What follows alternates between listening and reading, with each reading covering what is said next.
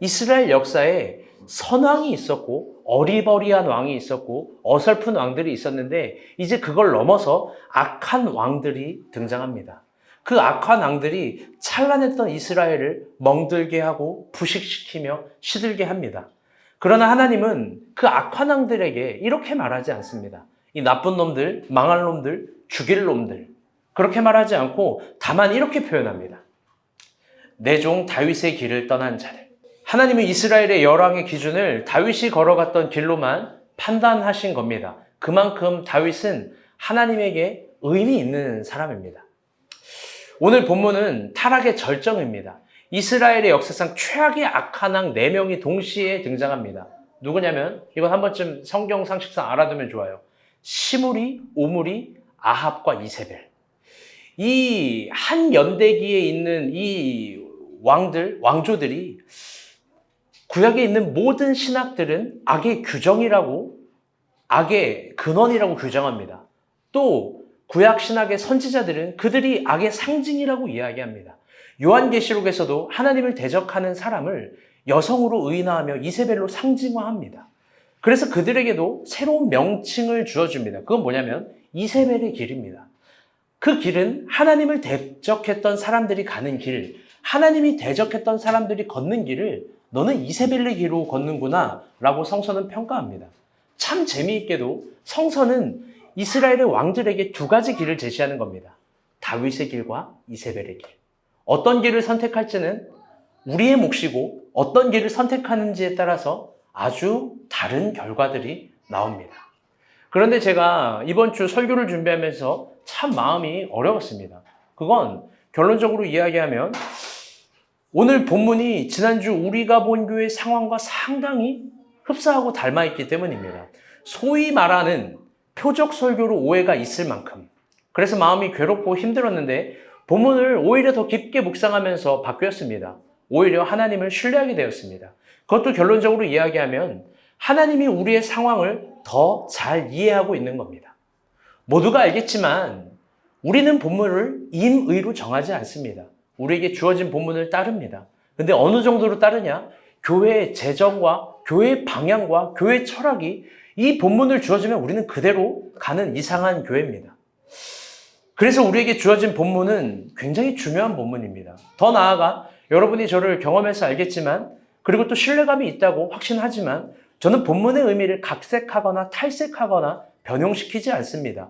오히려 본문이 말하는 원뜻 그대로를 연구하려고 오늘도 어린아이처럼 순수해지려고 하고 노력할 뿐입니다. 이번 주도 마찬가지입니다. 그래서 깊게, 아주 깊게 생각하니 오히려 아주 놀라운 신뢰감이 들었습니다. 더 나아가 하나님을 경외하게 되었죠. 하나님은 우리가 생각한 것보다 우리의 상황을 더 깊게 이해하시는 분입니다. 아멘? 그러니 오늘도 신뢰하는 마음으로 우리에게 주어진 본문을 들어갔으면 좋겠습니다. 우리 30절 말씀 봅시다. 시작. 우리 아들 아합이 그의 이전의 모든 사람보다 여호와 보시기에 악을 더 행하여. 오늘 본문은 열왕기상 16장 후반절입니다. 열왕기상 16장 후반절.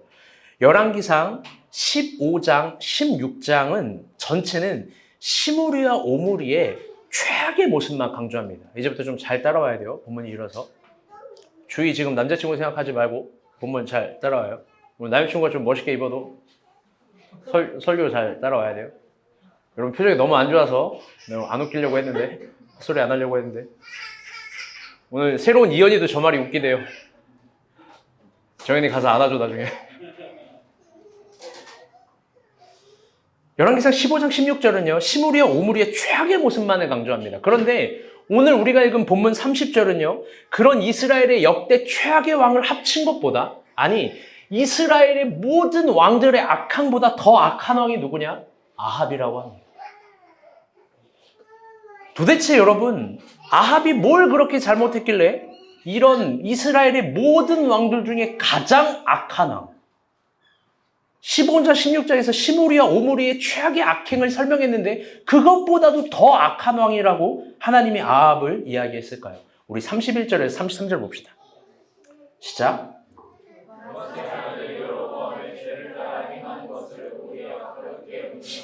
시돈 사람의 왕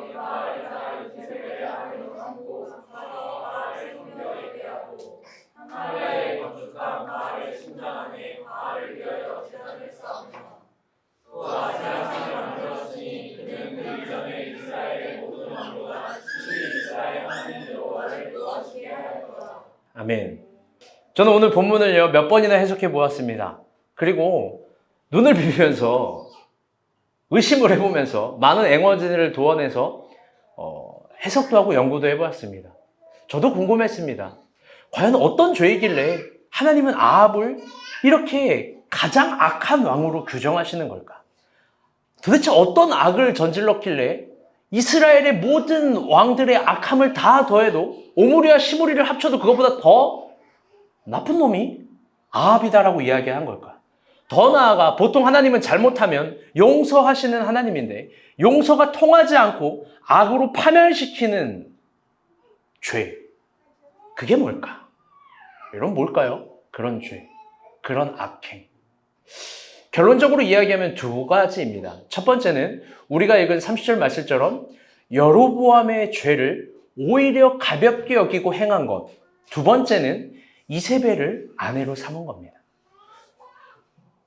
오히려 저 34절, 33절, 34절에, 32절, 33절에 있는 바알과 아세라를 섬긴 건 두 번째, 세 번째, 그리고 다른 문제입니다. 먼저 우리가 아합의 죄와 악을 생각해 보면서 깊게 바라봐야 될 것은 그가 가볍게 여겼던 여로보암의 죄. 여로보암의 죄도 가볍게 여기면서 행했다라는 거, 그 여로보암의 죄를 살펴보아야 됩니다.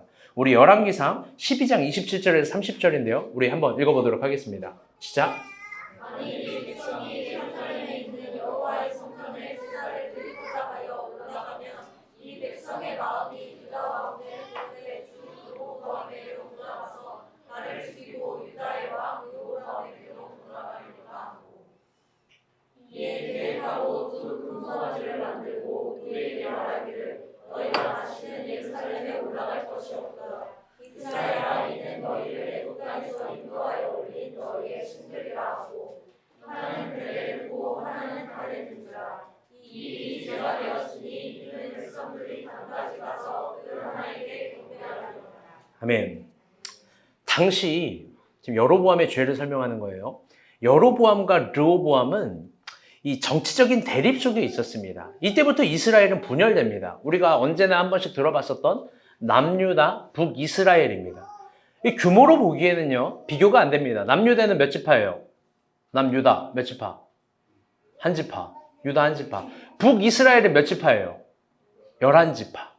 한 지파 대 11지파의 싸움입니다. 누가 봐도 북이스라엘 11지파가 더 큽니다. 그리고 11지파가 인원이 더 많고 재정도 많고 군사도 많습니다. 그래서 남유다 한 지파를 쉽게 압도할 것 같습니다. 그런데 사실 그렇지 못합니다. 그리고 북이스라엘에게도 어마어마한 약점이 있습니다. 그건 뭐냐면 전통성에 관한 문제입니다. 다 같이 따라볼게요. 전통성. 사실 그들은 유다를 배신해서 나라를 세운 거기 때문에 늘 전통성에 대한 약점이 있었습니다. 그리고 그 약점이 극대화되는 시즌이 언제냐면 언제나 이스라엘에 제사를 드리는 시즌입니다. 제사만 드리면 11지파의 모든 사람들이 어디를 가냐? 저 유다 지역에 있는 예루살렘으로 갑니다. 거기는 어쩔 수 없이 12지파가 다시 모이는 겁니다. 다시 모여서 그들이 예배를 드릴 때 11지파의 강경한 마음은 무너지고 또 약해지고 또 우리는 역시 전통성이 없는 나라인가 봐 이러면서 와해됩니다. 그리고 풍성한 감정들이 오고 갑니다. 12지파가 예루살렘에 모여서 완전한 제사를 드리면 언제나 가장 위기를 느끼는 사람이 있었을 겁니다. 그건 누구냐? 북이스라엘의 왕 여로보암입니다. 그는 제사 때마다 자신의 자리의 위기, 자신의 자기의 어려움을 알고 있습니다. 그런데 여기서 중요한 건 그럼에도 불구하고 하나님께서 예루살렘, 유다 여기서 제사를 드리라라는 명령을 자기 마음대로 꺾을 수 없는 겁니다. 이건 정말 다른 차원의 법이기 때문입니다. 그런데 그래서 여로보암이 꾀를 냅니다. 어떻게 이야기하냐? 북이스라엘 지역인 베델과 단, 우리가 아까 읽었죠? 29절. 베델과 단에 금 송아지를 만들고 그 송아지가 출애굽을 한 하나님의 상징이라고 선언합니다. 그래서 이스라엘 백성에게 더 이상 유다 가서 예배드리지 말고 베델과 단에서 제사를 드리라고 합니다. 이게 여로보암의 죄입니다. 근데 여러분, 이게 왜 죄가 될까요? 2023년에 살아가고 있는 우리의 시선에서는 도무지 이해가 안 됩니다. 이거 담임 목사님이 예배에 편의를 봐준 거 아닌가? 혹은 우리는 막 열받으면 예배도 안 드리잖아요. 이게 뭐 그렇게 큰 죄인가? 그렇게 생각할 수 있겠지만 이건 그런 차원의 태도가 아닙니다. 여로보암은요, 의도적으로 지금 이스라엘을 분열시키려고 하는 겁니다. 이 죄를 구체적으로 이야기하면요, 이렇게 하면 안 되는 걸 분명히 여로보암은 압니다. 베델과 단에 송아지 신상을 세우면서 이게 하나님이다. 그래서 앞으로 니네 멀리 이동하지 말고 여기서 예배를 드려라. 절대 말하면 안 되는 걸 압니다. 그런데도 여로보암은 알면서도 의도적으로 짓습니다. 섬세하게 좀 표현해 봅니다. 하나님의 뜻이 어긋나는 걸 정확히 알면서도 그 정확한 하나님의 뜻을 교묘하게 꺾어서 의도를 가지고 구부립니다. 여로보암의 죄는 뭐냐? 다 같이 따라볼게요. 의도성, 고의성. 그런데 오늘 본문의 아합은 그것보다 더 악한, 여로보암이 지은 죄보다 더 악한 사람이라는 겁니다. 이게 이스라엘의 간판이 돼요. 가장 나쁜 죄로, 가장 악한 일로. 근데 그것보다 더 악한 거예요. 도대체 무엇을 어떻게 했길래 그것보다 더 악하게 된 거예요? 그게 뭐냐? 31절 말씀이 있습니다. 우리 31절 말씀 다 같이 한번 읽어봅시다. 시작.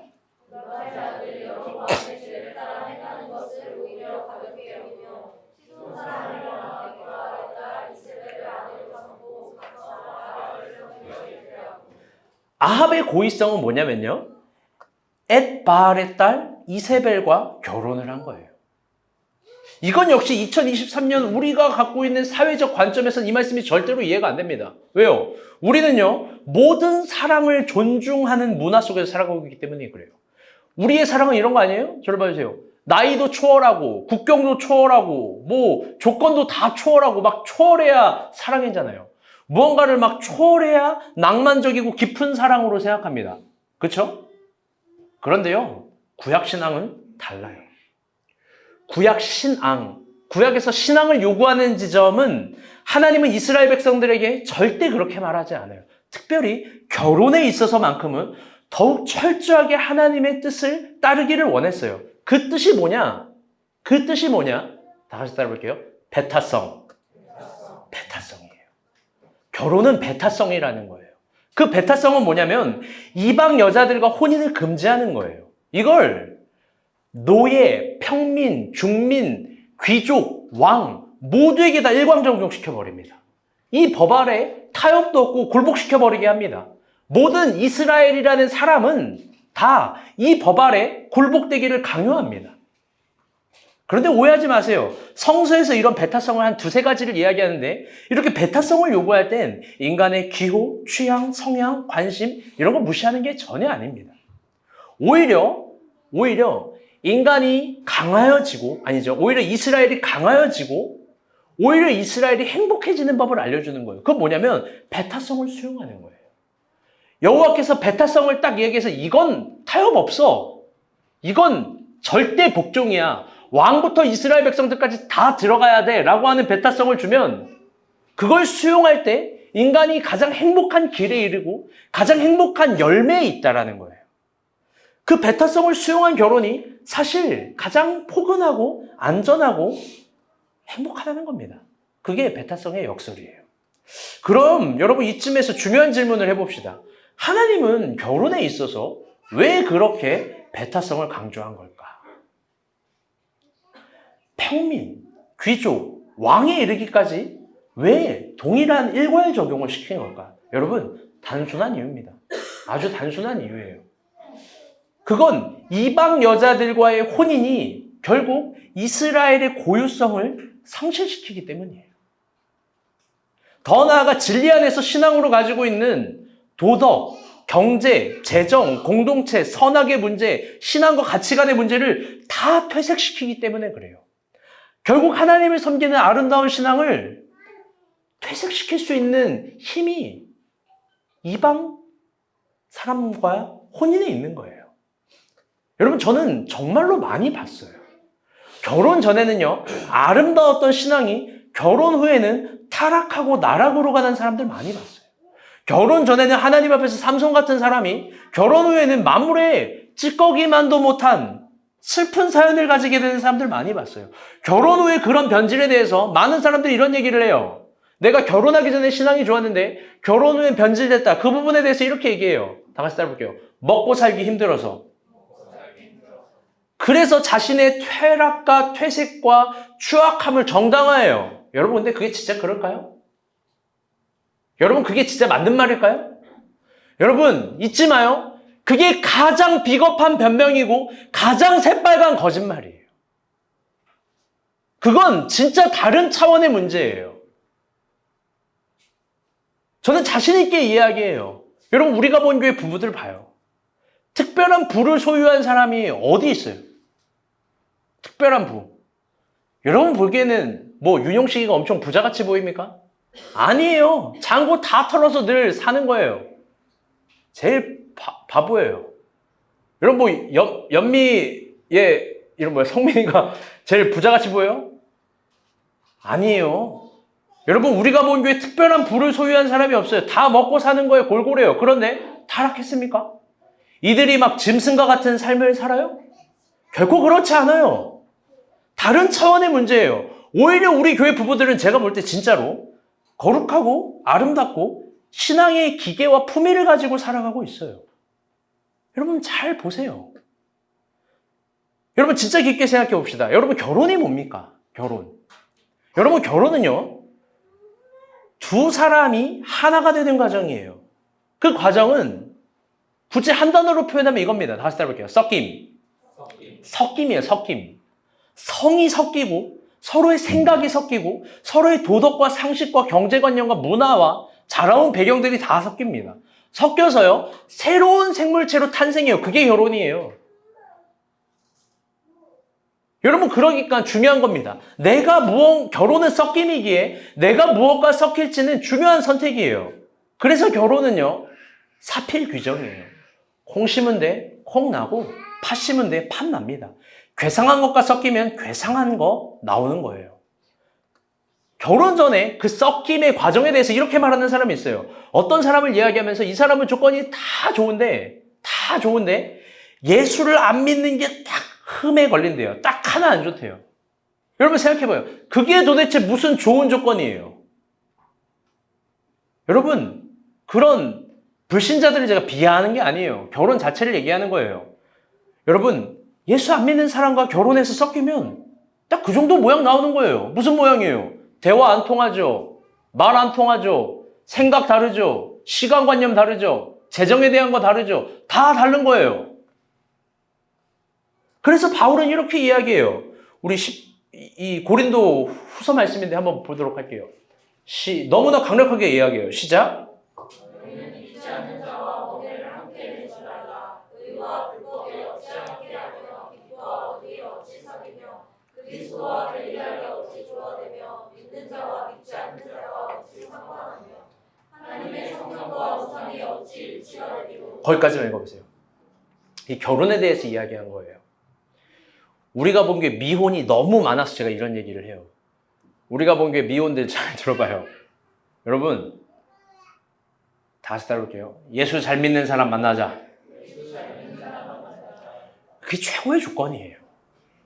제가 제 사역 커리어 평생을 두고 말하는데 예수 잘 믿는 사람의 인생이 여러분 정말 어떻게 될지 몰라요.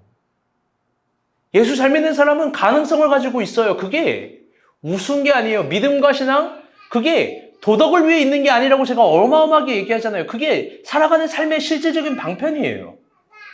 제가 이제부터 어떤 얘기 할 텐데 이 얘기 오해해서 듣지 마요. 이 얘기가 해당되는 건 허연희 권사님밖에 없어요. 뭐냐? 내가 만약에 예수 잘 믿는 사람 못 만날 것 같다. 그럼 그냥 평생 혼자 사세요. 자신이 없다. 허연희 오해하지 마세요. 허연희 권사님에게만 해당되는 거예요.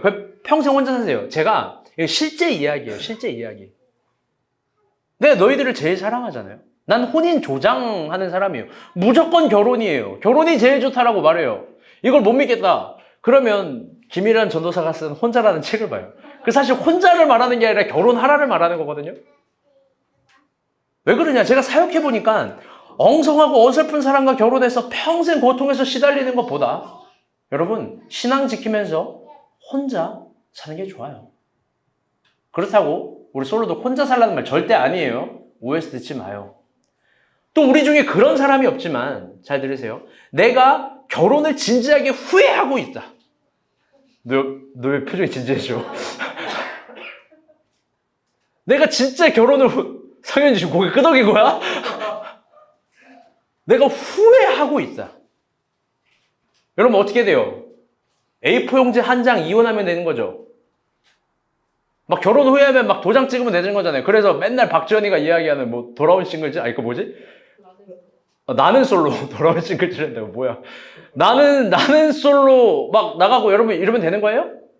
아직 나는 젊으니까 여러분 제발 세상 소리 귀 기울이지 마요. 돌싱 그래요. 그거 뭐 이해받고 인정해줘야 되는 거지만 여러분 이혼은 절대 하면 안 돼요. 왠지 알아요? 그거 평생 상처예요. 내 이혼하고 더 행복하게 잘 사는 사람 못 봤고 바람 피고 더 잘 사는 사람 내가 진짜 못 봤어요. 여러분 그러면 이 결혼을 후회하는데 어떻게 해요? 이 사람이 막 불신자인 것 같고 막 나랑 마음도 안 맞아요. 이 사람이 나랑 생각도 경제관도 가치관도 신앙도 다 달라요. 여러분 그럴 때 어떻게 하는 거냐? 단순한 차원이에요. 하나님은 인생의 그 모든 대답, 예수님은 그 인생의 모든 대답을 언제나 하나로 줬어요. 그게 뭐냐? 다시 따라볼게요. 교회. 교회예요. 그게 공동체예요. 그 문제를 가지고 공동체에 갖고 오는 거예요. 여러분, 교회가 우리에게 왜 필요하냐? 그 단순히 예배만 드리는 거 아니라고 제가 100번 강조하죠. 그런 게 교회라면 예수님은 회당을 세웠겠죠. 교회는 뭐냐? 수고하고 무거운 모든 짐을 그냥 일단 갖고 오는 거예요. 그리고 내 말을 듣고, 내 말이 내가 아니에요. 예수 그리스도의 말을 듣고 가벼운 멍에를 지는 거예요. 가벼운 멍에. 그런 관점에서 제가 정말 칭찬해주고 싶은 주제가 우리 박주영이에요. 박주영이. 이번 주에 마음이 제일 어렵지 않았겠어요? 나 때문에 다 코로나 걸린 거 아닌 건가? 어제 윤이 어디 있어? 윤이가 어제 조심스럽게 나한테 몇 명 걸렸어요? 이러는 거야. 마치 박주영의 간첩처럼. 근데 아무도 안 걸렸다 그랬어요. 어? 여러분 윤이가 새 사람으로 변했어요. 윤이가 윤이 나요. 미안해, 내가 문장으로 썼어. 문장으로 썼다고. 윤이가 윤 안 나요? 윤이가 윤이 안 난다는 사람 진짜 눈에 내가 윤활유를 뿌릴 거야. 이상하게 잘 봐. 윤이가 윤 난다고. 어제도 막 와가지고 교회 다니는 게 너무 좋아요. 박 목사한테 한 대 맞을까봐 그런 소리 하는지 모르겠지만 좋아요. 저 주영이 만나고 살도 쪘어요. 막 이러면서 막 이런저런 얘기 잘 해요. 그러면서 항상 하는 얘기가 요즘 주변 사람들이 자기가 많이 변했다고, 말도 변하고 생각도 변하고 태도도 변했다고 막 이런 얘기를 해요. 윤희가 변했어요. 여러분 잘 봐요. 박주영 자매의 혼자 섬김과 애씀과 노력과 도덕적 설득과 복음적 설파로 윤희가 변할까요? 안 변해요. 죽었다 깨나도 안 변해요. 아주 단순한 거 아닙니까? 혼자 힘으로 안 되니까 공동체 데리고 온 거잖아요. 공동체에서 사랑을 주고 공동체에서 좋은 것들을 만나게 하며 다각도적으로 빚어지는 거 아니에요? 여러분 마찬가지예요. 우리가 본 교회 부부 모임도 마찬가지입니다. 뭐 부부 모임 다들 특별한 거 하는 줄 알고 기대하는데 그 별거 안 해요. 같이 맛있는 밥 먹어요. 그때까지는 사이가 좋아요. 밥 먹고 뭐 하냐? 부부끼리 문제들, 다툼들, 싸움들, 각자 마음에 안 드는 지점들 그거를 각 잡고 갖고 와서 적나라하게 이야기해요. 이상한 습관들 그거 다 공개해요. 그리고 굉장히 유치하고 웃긴 싸움들을 막 해나가는 거예요. 근데 그러면서 공동체 얘기하면서 부부의 문제가 교정이 돼요. 내 남편이 최악은 아니구나. 우리가 본 교회엔 박찬일도 있고 김일환도 있구나. 윤용식? 저 가짜 내 껍데기네. 윤용식 양말 사건만 들으면 너무 웃겨요. 에? 여러분 다 그런 거예요. 그러면서 또 좋은 것도 배우죠. 부부끼리의 철학, 부부끼리의 생각, 부부끼리의 재정, 부부끼리의 대화, 부부끼리의 데이트 장소, 부부끼리의 스킨십 다 그렇게 얘기하는 거예요. 만약에 이런 부부끼리의 좋은 철학과 태도를 모으는데 만약에 공동체가 없다면 그냥 작은 문제로도 이혼을 생각하는 거예요. 여러분 안 그럴 것 같아요? 여러분 그래요. 저는 사역자고 제 아내가 오늘 안 와서 너무 아쉬운데 제 아내는 사모지만 나는 진짜 이혼을 생각한 적은 없는데 내 아내는 이혼을 100번 정도는 생각하지 않았을까요? 여러분, 조그만 문제로도 사람은 언제나 이혼을 생각하고 이혼이 답이라고 생각해요. 그런데 같이 있고 펼쳐놓으면 다 똑같은 거예요. 그리고 배우는 거예요. 결혼이 중요한데 결혼한 부부가 함께 있는 공동체도 중요합니다. 아멘? 아합 이야기로 돌아올게요. 그가 왕이 되었다는 건요, 두 가지 중요한 의미가 있어요. 그건 뭐냐? 왕자 때부터 매일 궁중 예식과 왕자 교육, 정규 교육을 이수한 거예요. 왕자 교육의 첫 번째는 뭐냐? 이스라엘 왕자 교육의 제일 중요한 첫 번째는 하나님을 향한 신앙에 대해서 배우고, 두 번째는 뭐냐? 혼인교례에 대해서 배워요. 그게 진짜 중요한 거예요. 그런데 아합은 그걸 다 알고도 시돈 사람 옛 바알의 딸과 엣 바알의 딸과 결혼을 합니다. 장인어른 이름이 좀 이상하죠? 엣 바알.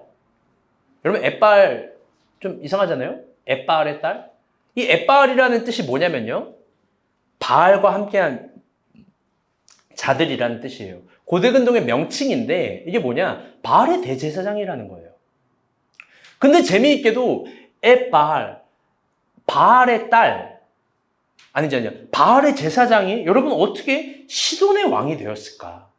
31절 띄워주세요. 일단 엣바알의 딸 이세벨을 아내로 삼고. 여러분, 엣바알이 어떻게 시돈의 왕이 되었을까? 실제 고대근동 역사를 보면요, 이 엣바알이요, 시돈 왕이었던 펠릭스라는 왕을 살인해요, 몰래. 그리고 시돈의 왕이 돼요. 여러분, 이세벨은 잘 봐요. 그런 거 교육받고 자라난 거예요. 그리고 실제로 이세벨이 자기 마음에 안 드는 모든 건 죽이고 마음에 드는 모든 건 잡아먹어요. 이스라엘의 좋은 것들을 다 잡아먹는다고. 그런데 저는 이 본문을 연구하고 묵상하면서 정말 이해가 안 되는 게 있었습니다. 그건 뭐냐? 어떻게 아합이 이세벨과 결혼을 할 수 있었을까라는 단순한 지점이에요. 여러분, 어떻게 이게 가능한 거예요? 여러분, 둘이 어떻게 만났을까요? 뭐 데이트 어플로 만났어요? 소개팅으로 만났어요? 사실 이게 불가능해요. 왜? 어떤 경우에서도 합리적이지 않으니까. 더 나아가 시돈이라는 나라는 전성기 이스라엘 저시대 때에 비하면 아주 작은 코딱지만한 나라예요. 이게 무슨 말이냐? 이게 어떤 정치적 이해관계 때문에 결혼한 것도 아니라는 거예요. 이스라엘은 시돈과 어떤 관계도 갖고 있지 않아요. 오히려 속국이지. 만약 그런 게 아니라면 어떤 사람이 이렇게 생각해요. 아, 이세벨 그 엄청난 이 미모의 미인이겠지 라고 생각할 수 있어요. 여러분, 그런데요, 이세벨의 사파를 보잖아요. 이콘? 이세벨 이콘을 보면 진짜 마귀같이 생겼어요. 엣바알의 딸은 그렇게 치장도 하고 분장도 해요.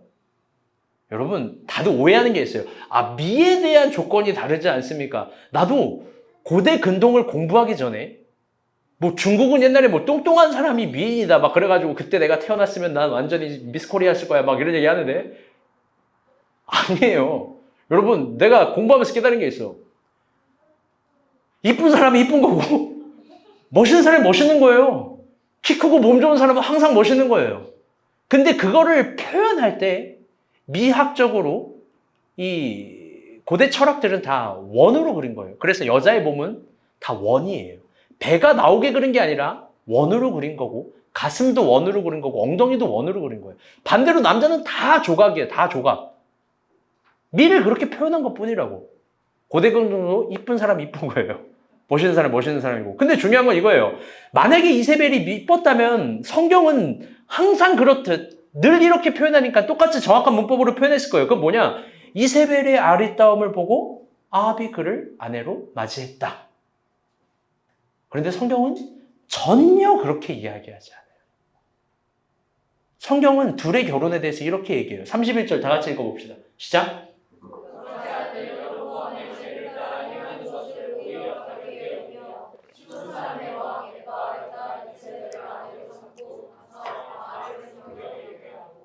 성서는요, 아합이 여로보암의 죄도 가볍게 여기는 사람이라고 해요. 그리고 그 대표적인 악행, 여로보암의 죄도 가볍게 여기는 악행으로 엣바알의 딸 이세벨과 결혼했다는 거예요. 중요한 거예요. 아까도 말했지만 여로보암의 죄는요, 고의성과 의도성이에요. 이게 아주 무서운 말이에요. 왜 이 사람이 이제 가장 악한 왕이 되는지 말해줄게요. 아주 무서운 말인데 그는 아주 의도적으로 하나님 뜻을 무시한 거예요. 이 여자와 결혼하는 게 하나님 뜻이 아니라는 걸 정확하게 알고 있어요. 그 무게감, 그 온도, 그 농도. 하나님이 이거 진짜 미워하는 거 아닌데 고의적으로 그녀를 아내로 삼은 거예요. 고의적으로 이세벨과 결혼한 거예요. 고의적으로 하나님이 절대 반대하는 것을 찝은 거예요.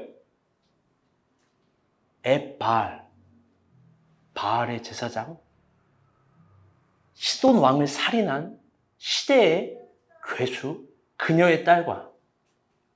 그래서 그가 이스라엘의 모든 악한 왕들보다 더 악한 왕이 되는 거예요. 단순한 결혼 문제가 아니에요. 여러분, 잘 들어봐요. 인간은 모두 다 죄를 짓습니다. 죄를 져요. 저도 동일해요. 다 죄인입니다. 그런데 한번 물어볼게요. 인간은 왜 죄를 질까요? 도대체 인간은 왜 죄를 짓는 거예요? 우리가 죄를 짓는 이유는 단순할 거예요. 보암직도 하고 먹음직도 하고 지혜롭게 할 만큼 탐스러우니까. 그게 뭔지 모르지만 성경 그렇게 표현해 주니까. 그런데 성경이 인간이 죄를 짓는 걸 해석할 때 이렇게 세 가지 차원으로 이야기해요. 각 차원이 달라요. 첫 번째 차원은 이거예요. 다 같이 따라볼게요. 무지. 굉장히 단순한 차원이에요. 인간이 무지해서 죄를 짓는다는 거예요. 그 무지는 뭐냐? 이게 죄인지도 모르고 이게 무슨 의미인지도 모르고 죄를 짓는 거예요. 즉, 거룩에 대한 지식이 없기 때문에 죄를 짓는 거예요. 두 번째 차원, 성경에서 인간이 죄를 짓는 이유에 대해서 이렇게 해석해줘요.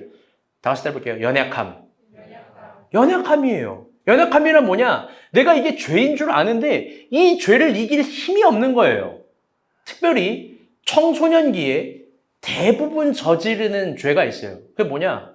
음란에 관한 죄예요. 음란이라는 범위가 상당히 커요. 그래서 그리스도인들이라면 언제나 음란에 대한 반대 본능이 있어요. 그건 이런 거예요. 잘 들어봐요. 우리 성인이니까. 야동 보면 안 되는데. 음란한 행위하면 안 되는데. 음란한 짓 하면 안 되는데. 이 음란 마귀들, 약간 순화해서 표현하면 이거에 대한 반대 본능을 반대 힘으로 알고 있어요. 그런데요, 특별히 중고등학생 남자들, 또 20대 초반의 형제들, 이 음란에 대한 죄를 못 끊어요. 그걸 못 끊어요, 남자들은 더. 우리 이제 30대들만 해도 좀 다른데 20대들 아직 혈기가 팔팔해서 이게 생물학적으로도 이게 안 되는 거예요. 그게 연약성이에요. 죄인 줄 아는데 이걸 못 끊는 거예요. 하면 안 되는 줄 알면서도 어쩔 수 없이 하고 또 죄를 짓고 후회하고 반성하죠. 물론 잘 들어요. 인간의 무지와 연약함이 모든 죄의 허용을 말하는 거 아니에요. 더 나아가서 죄에 대한 대답도 될 수 없어요. 그런데 이게 중요한 차원인데 보통 성서에서는 무지한 죄, 무지로 지은 죄, 연약함으로 지은 죄는 잘 들어요. 잘 들어요. 중요해요. 다 긍휼히 여겨주시고 사랑해주고 용서해주고 보다듬어줘요. 그런 죄인을 용서해주고 다시 기회를 주는 아버지로 하나님은 늘 표현해요. 이스라엘 백성이 극심한 범죄를 저지를 때도 니네가 몰라서 그래. 니네가 연약해서 그래 아직. 계속 안아주시는 하나님이에요. 더 나아가서 그들을 새로운 기회도 주세요. 그리고 무지와 연약함으로 지은 죄에 대해서 하나님은 늘 두 가지를 함께 준비해줘요. 그건 뭐냐? 고난과 훈련이에요. 이제 이 사람을 변화시키고 강력하게 해야 되니까 더 이상 무지하지 말고 더 이상 연약해지지 말라고 고난이라는 훈련, 시련이라는 고난 이런 것들을 주면서 그 사람을 강화시킵니다. 그런데 세 번째 차원도 있어요. 이 세 번째 차원은 완전히 다른 차원이에요. 이거 어떤 차원이냐? 다 같이 따라볼게요. 의도성. 아주 의도적으로 죄를 꾸미고 죄를 실행하는 사람들이 있어요. 이건 무지와 연약함과 다른 거예요. 그리고 이 죄는 어쩌면 성서에 표현한 그대로 이야기하면 의도성을 가진 죄는 그 죄를 행하는 사람을 파멸시켜요. 심지어 그 죄가 남을 파멸시킬 때 나도 함께 파멸되는 거예요. 죄의 싹은 그래서 뭐예요? 사망이에요. 본문 하나 볼까요? 마가복음 본문. 다 같이 한번 읽어보겠습니다. 시작.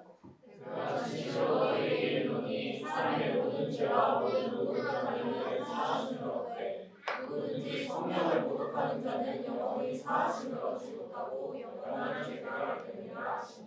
아멘. 제가 여러분을 무슨 가스라이팅 하거나 무슨 뭐 본문으로 협박을 하거나 위협하는 게 전혀 아니에요. 늘 그래서 내가 오해를 할까봐 내가 마음이 어려워요. 늘 나는 본문을 연구한 대로 본문이 끝에 갈 때까지 연구를 해요. 그러니까 여러분, 난 죄 용서를 내가 쉽게 말하지 못해요. 사함을 얻지 못하는 죄도 있어요. 나를 파멸시키는 죄도 여러분 분명 있어요. 그게 의도성을 갖는 죄예요. 성령을 모독하는 거 설명할 수도 없어요. 시간이 없고 많은 것들을 다뤄야 되니까. 그러나 결론적인 한 꼭지의 끝은 뭐냐? 성령을 감히 인간이 어떻게 모독해요? 모독할 수가 없지. 그런데 그 한 꼭지의 끝은 인간의 의도성을 가지고 성령을 구겨 넣을 수도 있어요. 다윗의 우리아의 아내의 범죄가 그런 거 아닐까요? 아합도 마찬가지예요.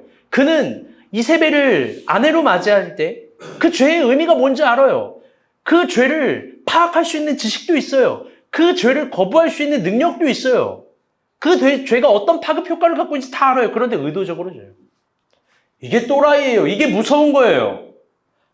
아무리 봐도 그가 엣바알의 딸 이세벨과 결혼할 이유가 없어요. 그런데 하나님을 대적하려고 고의적으로 여로보암의 죄처럼 의도적으로 이세벨을 맞이합니다. 그리고 고의로 그녀를 아내로 맞아들여요. 그리고 중요한 게 이제부터 탄생하는데 뭐냐? 그로 이스라엘 전역의 바알 문화가, 여러분 그렇게 막 구약에서 보면은 야훼와 바알 얘기 나오죠? 바알 문화가 이스라엘에 전체적으로 꼽힌 게 바로 아합이 한 짓. 회당, 산당 뿐만 아니라 각 가정에 바알 신상을 세워둬요. 이스라엘의 거룩한 절기에 대항해요. 4대 절기에 대항해서 4대 바알 카니발을 진행해요. 바알의 카니발은 뭐냐? 이 다산적 제의예요. 다산적 제의는 뭐냐면 바알 신전 앞에서 모든 남녀들이 옷을 벗고 취해서 그룹 성관계를 해요. 그날 밤에 많은 여자들이 죽어요. 또 많은 사생아들을 임신해요. 그래서 1년이 지나요. 다음 바알의 카니발 때 뭐하냐? 그에 태어난 아이들을 출산하기 전에 1년 지나니까 다 성전 창녀로 바쳐요. 여자들은. 남자들은 버리거나 죽여요. 최악의 문화가 등장하는 거예요. 그런데 중요한 건 이게 이방 문화가 아니라 이스라엘에 정착하고 들어온 거예요. 이스라엘의 보편 백성들이 그렇게 타락하는 거예요. 너무 무섭고 슬퍼요. 아합은 그 죄의 의미를 알고 그걸 다스릴 수 있는 능력도 있지만 일부러 그래요. 그래서 그가 가장 악한 왕이 되는 거예요.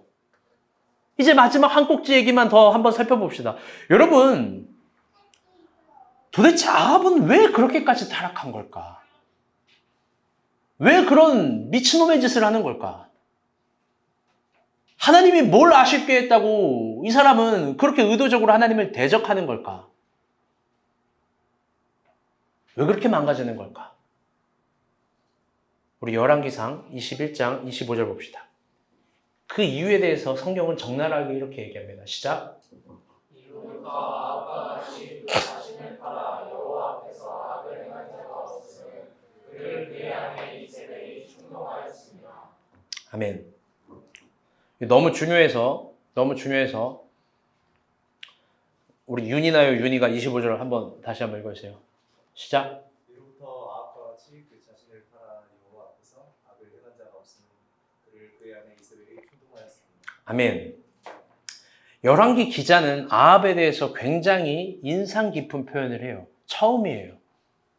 저도 놀랐어요. 재발견하고. 아합은 자신을 팔아서 악을 행했대요. 이게 무슨 말이에요? 이게 악을 행해야지. 내가 죄를 져야지. 이게 아니라 자신의 영혼을 팔아서 이거 막 정말 미친놈처럼 악을 행하려고 막 날뛰고 막 널뛰는 거예요. 자신의 영혼을 판다는 구절이 여기밖에 없어요. 이건 말도 안 되는 구절이잖아요. 그리고 그 이유를 뭐라고 이야기하냐? 이세벨 때문이다. 이세벨이 충동질을 해서 그런다. 아주 자극적인 또 논리적인 충동질을 계속하는 거예요. 의도적으로 악하게 살도록, 의도적으로 하나님을 떠나게 살도록. 제가 이 설교의 모든 것들을 정리하면서 여러분에게 이렇게 권면해요. 진지하게 말해요. 내 주변에 이세벨 같은 사람들이 있거든요. 남녀관계 얘기하는 거 아닙니다. 내 주변에 이세벨 같은 사람들이 있어요. 여러분 당장 손절하세요. 손절해서 여러분이 불이익을 받고 왕따가 되더라도 제가 담대하게 얘기해요. 괜찮아요. 여러분, 또 여러분을 좋아해줄 공동체가 사람들이 붙을 거고 여러분이 손절해도 우리가 보니 왜 여러분 손절 안 해요? 왜 이 교회는 작아 보여요? 아니요. 여러분 고민할 필요 없이 그런 사람들과 멀어지세요. 우리 주변에 살아있는 이세벨들이 있어요. 하나님 안에서 내가 배운 길들을 버리게 하는 사람들이 있어요. 모두 다 이세벨이에요. 하나님 앞에서 내가 여태까지 가꾸고 추구했던 소중한 가치들을 퇴색시키는 사람들이 있어요. 다 이세벨이에요. 담대하게 그런 관계들을 정리하세요. 여러분 고민할 게 없어요. 혹 이런 고민하는 거 아닙니까? 아, 그리스도인으로서 내가 모든 사람들과 관계를 잘 맺어야 되는데 전사님 왜 이런 기초도 없는 말을 하시나? 아니에요. 여러분 제가 쓴 책, 오늘 책 광고 하려고 한 거 아닌데 관계를 읽어보세요. 이 땅에 그게 가장 큰 거짓말이고 그게 사람을 죽이는 이념이에요. 여러분 모든 사람과 어떻게 다 좋은 관계를 맺어요? 여러분 성서에 예수님 봐요. 예수님 인간관계 안 좋아서 죽은 거 아니에요? 제자들에게 배신도 당했잖아요. 바울은 어때요? 12 제자들과 갈등 있다가 여러분 유대 사람들에게 돌도 맞고 태장도 맞고 모든 관계가 좋아야 된다라는 말이 거짓말이에요. 여러분 우리 주변에 이세벨 같은 사람 있다. 그러면 진짜 빨리 도망가거나 정리하거나 거리를 두세요. 왜? 결국 하나님을 대적하게 하니까요. 결국 하나님을 향한 신앙을 퇴색하게 하니까요. 사회관계? 그거 내가 중요하지 않다고 얘기하는 거 아니에요. 그게 필연적이고 필수적이고 어렵겠지만 그 사회관계 단절돼도 여러분 강해져 보세요. 안 죽어요. 안 죽는다고요. 내가 늘 실력을 키우라고 하잖아요. 혼밥을 맛있게 먹어봐요. 야, 나 왕따다. 나 진짜 좋아. 얘네 거짓말로 하는 소리가 아니에요. 제가 좀 슬픈 얘기 할 거예요. 웃긴 이야기 대목이 있을 수 있지만 슬프게 들어주셨으면 좋겠어요. 제가 참 아끼는 청년이 있었어요. 너무나 사랑하는 청년이에요. 이거 쓸까 말까. 내가 어제 저녁도 인간사 박목자 용식 형제 알고 있겠지만 내가 어제 저녁도 보통 토요일 4시면 설교 준비는 끝나요. 4시에서 6시 사이면은. 그게 내가 채운 22시간이 거의 다 돼요. 나 어제도 이거를 썼다 지었다를 한두 시간 하고 오늘 아침도 일찍 일어나서 이거 한두 시간에서 이 얘기 할까 말까 하다가 근데 해요. 그러니 잘 들어보셔요. 너무나 사랑하는 청년이에요. 그 청년은 진리 안에서 자신을 가꿀 줄 아는 실력 있는 사람이에요. 가진 것도 조금 있고 진리 안에서 자신을 가꿀 수도 있는 사람이에요. 절망 속에서도 희망을 읽어내는 멋진 사람이에요. 어느 날 소개팅을 했어요.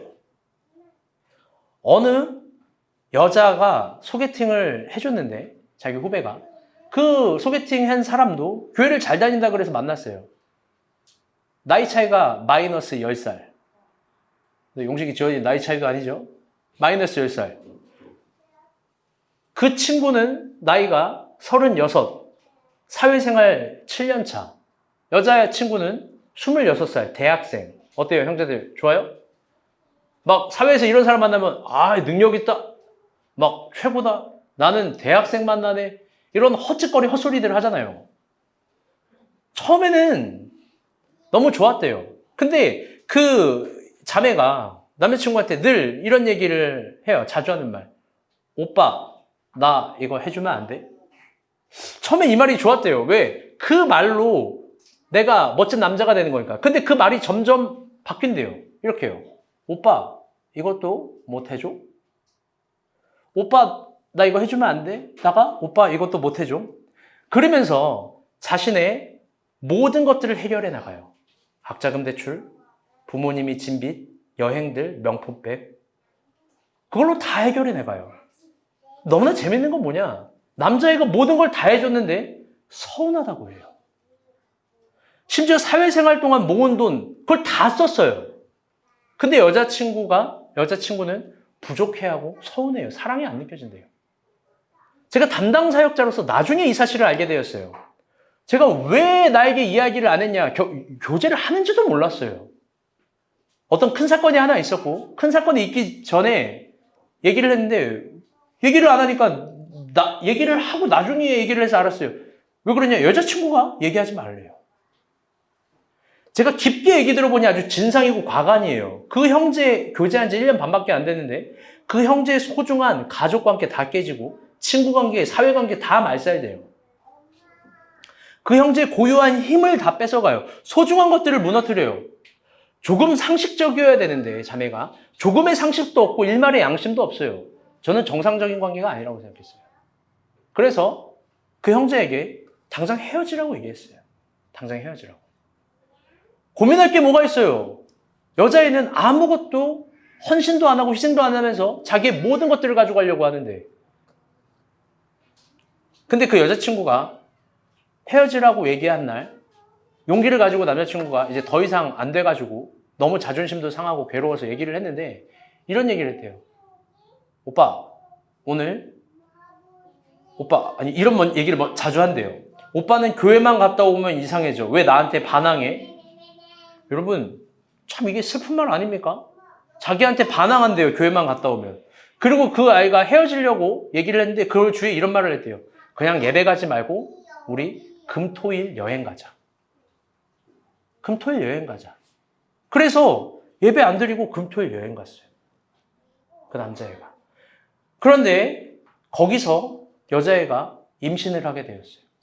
임신을 하게 되고 그 여자친구가 그 후로 남자애 때문에 자기 인생을 망쳤다고 3개월간 노래 불렀어요. 실제 이야기예요. 잘 들으세요. 3개월간 너 때문에 내 인생 망쳤다. 내가 27밖에 안 됐는데 벌써 임신을 했다.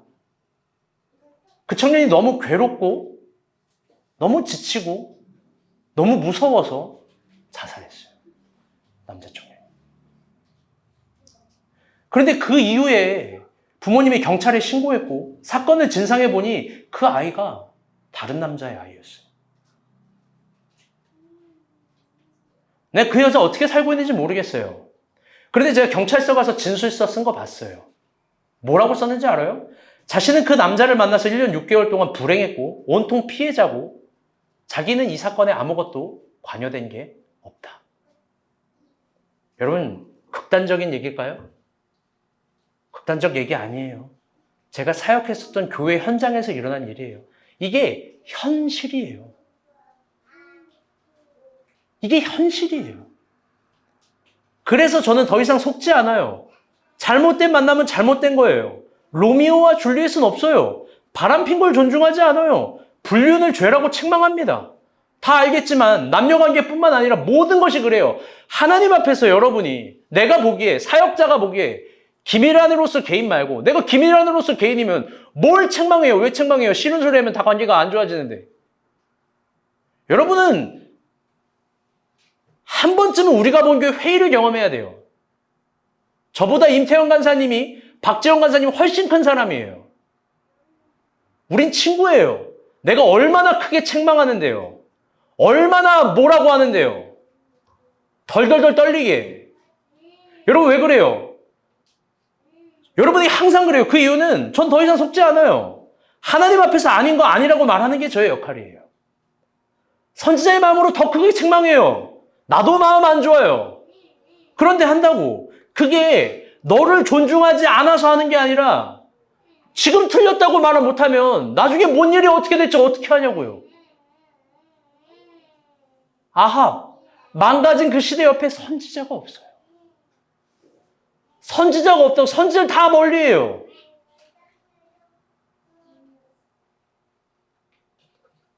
교회를 개척하면서 제가 진짜 깨달은 게 있어요. 한 가지만큼은 정말 타의 추종을 불허해서 전 훈련되었다고 생각해요, 스스로. 그건 뭐냐? 하나님밖에 없어요. 아무것도 크게 안 보여요. 혹 이런 책망을 하고 이렇게 너가 틀렸다라고 이야기해서 교회를 떠나면 어떡하냐? 떠나세요. 그게 제일 나쁜 말이에요, 저에게.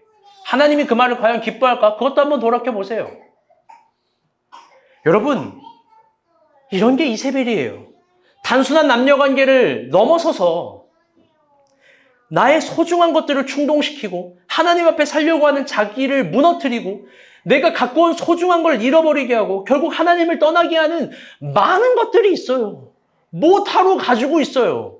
못하러 그걸 내 품 안에 넣고 있냐고요. 당장 버리고 떠나야죠. 여러분 그런 거 붙잡지 마세요. 그게 혼자 힘으로 안 되면 여러분 공동체 이야기하는 거예요.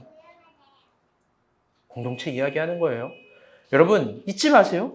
옳은 길은 혼자 가는 게 아니에요. 옳은 길은 같이 가는 겁니다. 아멘.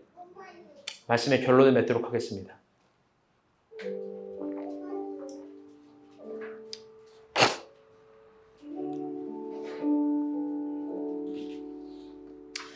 지난주 우리가 본 교회 제 사역 17년 역사상 참 재미있는 일이 있었어요. 수련의 준비가 이렇게 힘들었던 적이 없어요. 참 힘들었어요. 근데 힘든다는 말 잘 안 하잖아요. 근데 힘들었다고 진짜 힘들었다라고 이해해 주시면 돼요. 그럼에도 불구하고 우리 UBC를 했어요. 했는데 은혜가 있었겠지만 아픔이 더 많아요. 다 아프고 감기 걸리고 막 그래요. 저희 가족은 결석했잖아요. 말이 돼요? 어머니가 있어서 마음이 아픈데 제가 3일간 찜질방에 잤어요. 격리하려고. 여러분 아저씨들이 방구를 얼마나 크게 끼는 줄 알아요? 내 살인의 충동이 들어 진짜. 왜 거기서 아저씨들은 잘까? 난 이해도 안 돼. UBC를 했어요. 목소리도 안 나오고 설교도 제대로 할 수 없어서 참 힘들었는데 제가 월요일에 카톡했죠. 근데 우리는 이 모든 걸 잘 이겨낸 거예요. 아무도 원망하지 않고 누구도 불평하지 않고 고난은 이렇게 이겨내는 거다. 아픔은 이렇게 이겨내는 거다. 하나님이 저에게 말씀해 주셨어요. 저 너무 좋았어요. 그런데 반주 좀만 작게 해주세요. 그 UBC 너무 좋았지만 그 귀한 마지막 날 우리 공동체에 참 마음 아픈 일이 있었어요. 아주 경박스럽고 경망스러운 일이 있었어요. 잘 들어요? 그래서 제가 화요일에 카톡을 했죠. 제가 무슨 일이 있었는지 말하지 않을 거예요. 그러니까 여러분도 무슨 일이 있었는지 묻지도 마요. 묻지 말라고 했어요. 단지 아주 작은 일이 있었어요. 그런데 이 작은 일이 이 교회를 세우는데 우리가 본 교회의 가장 중요한 일이에요. 전도사님은 예배 후에 해당되는 사람을 아주 호되게 혼낼 거예요. 또 공동체에 잘못을 했으니 근신을 줄 거예요. 그런데 여러분은 사랑을 주세요.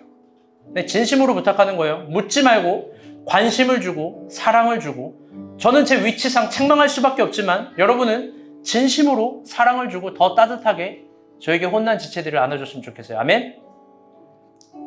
아멘? 단지 저는 이번 일을 통해서 잠도 못 자면서 여러 가지 생각을 들었는데 이런 생각을 해보게 되었어요. 왜 1년에 한 번씩 이런 일들이 일어날까? 왜 1년에 한 번씩? 공동체에 이런 일이 일어난 건 무지함일까? 연약함일까? 아니면 의도적인 걸까? 과연 누가 우리를 충동하고 있는 걸까? 누가 이세벨일까? 여러분, 누구예요? 이세벨. 제가 일주일 동안 겸허한 시간을 보내고 깨달은 게 있어요. 이런 일이 일어난 건 무지함 때문도 아니고 연약함 때문도 아니고 의도적인 것도 아니에요. 누가 우리를 충동하고 있는 것도 더더욱 아니에요. 제가 또 깨달았어요. 이런 일이 일어난 건 다 저의 탓이에요. 제가 이번에도 잘못 가르쳐서 그래요. 제가 얼마나 여러분을 잘못 목양하면, 얼마나 잘못 가르치면 부끄러운 줄도 모르고 수련의 밤에 이런 일이 일어나요. 저의 잘못이에요. 다 저의 잘못. 저도 혼이 나야겠죠. 저도 스스로 근신을 받을 거예요. 10월 한 달치 월급 안 받을 거예요. 여러분 이런 걸 무게 있게 들어줬으면 좋겠어요. 일주일 동안 모든 업무를 중지하고 자신을 돌볼 거예요. 저를 한번 돌아볼 거예요. 물론 교회에 출근을 할 거예요. 기본적인 업무들은 해야 되니까. 설교도 한 주 쉴 거예요. 제가 한 주 쉬면 2배, 3배 더 많이 일을 해야 돼요. 사실 요즘 건강이 좀 저도 걱정이 돼요. 무섭고. 근데 아무리 생각해도 제가 잘못 가르친 거예요. 여러분 진심으로 죄송해요. 너무 죄송해요. 이런 일이 일어나서.